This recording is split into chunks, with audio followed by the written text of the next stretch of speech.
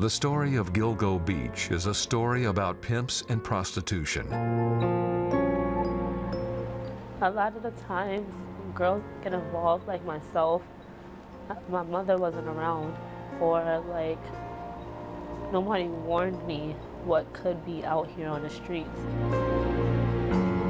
It's a story about drugs, destitution, and violence. Sometimes people come in, they're a little lost in terms of what's possible because they're fleeing something, oftentimes fleeing perpetrators or pimps or those who have been hurting them in some way. It's a story which demonstrates how the world's oldest profession is adapting and flourishing in the internet age. Anything that brings visibility to this case is a good thing, but also anything that prompts a discussion about prostitution in general and the changes it's undergoing, I think that's good as well.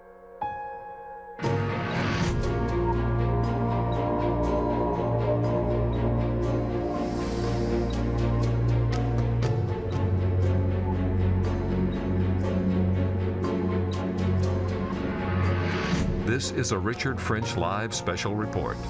Internet Escorts, a return to Gilgo Beach. Here now is Richard French. There is little more demanding than today's 24-hour news cycle. Stories which can dominate headlines and shock us, they'll seemingly fade from the front page and the top of newscasts when the next political scandal or schoolhouse massacre shocks us all over again. But over the course of 2 years, from May of 2010 to May of 2012, few headlines had the power to shock as did those originating from Long Island's Gilgo Beach and nearby Ocean Parkway. By the spring of 2012, it had become abundantly clear that Gilgo Beach was a dumping ground for bodies. Altogether, the remains of 10 people had been discovered there, and police determined that they were looking for a serial killer. Now, all the victims are thought to have been prostitutes, so-called internet escorts, who had advertised their services on the web. Their killer or killers have yet to be found, and therefore the story has not gone away. That's due in part to the tenacious work of reporter and author Robert Kolker. Recently, his book on the Gilgo Beach case, Lost Girls, an Unsolved American Mystery, was published and became something of an instant media sensation itself. The Washington Post had this to say: Robert Kolker has carried out monumental research to give us true crime reporting at its best. The Gilgo Beach story has all of that and much more. He examines the case while giving insight into who these lost girls really were and why they made the decisions that they did. Why would someone make this decision to be an escort? Why would they make themselves vulnerable to a predator? What happens in those situations? I already knew that those answers would be surprising, that it's not just about abuse or addiction or any of the number of stories our culture tells ourselves about prostitution. It's about social mobility. It's about opportunity. It's about the money, and it's about the ease with which they can do it now because of technology.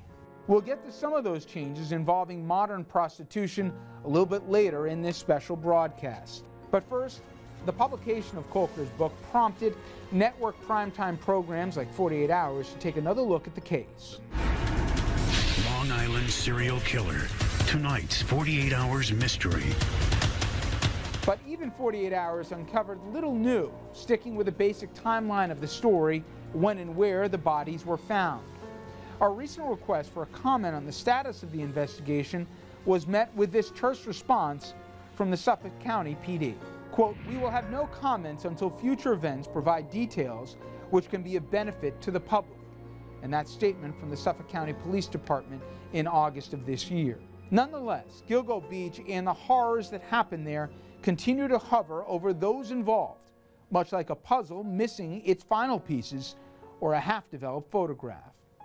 It is a story in which the discovery of the first skeletal remains led to more and more gruesome discoveries as the body count climbed. Police say none of the bodies is that of Shannon Gilbert, the prostitute whose disappearance sparked the initial search. My sister went missing July 9, 2007. She was from Norwich, Connecticut.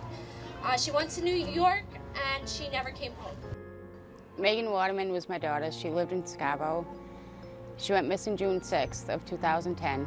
These 11 bodies or fragments of human remains were found in search of a missing woman, Shannon Gilbert. It's going to come out no matter how long it takes. I will not stop until they find out who was responsible for my daughter's death. He preyed on prostitutes, he preyed on sex workers, but they were human beings. They didn't deserve to die.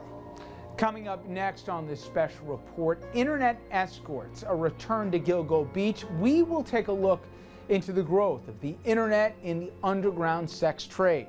Did the Gilgo Beach killer or killers use the net to search for the vulnerable victims? And for many, the answer is an overwhelming yes. Coming up next on this special report. Every time a young person doesn't find a bed either at any of the city shelters, there is a pimp waiting to step in. And later, we'll talk with a former prostitute who escaped a life often filled with drugs and the violent pimps who control them. I'm telling him I don't want to do this no more, and then he started to get abusive. So it kind of forced me to stay in, and because I didn't have any family or any friends that I could go to, it made it worse. Internet Escorts, a return to Gilgo Beach will continue.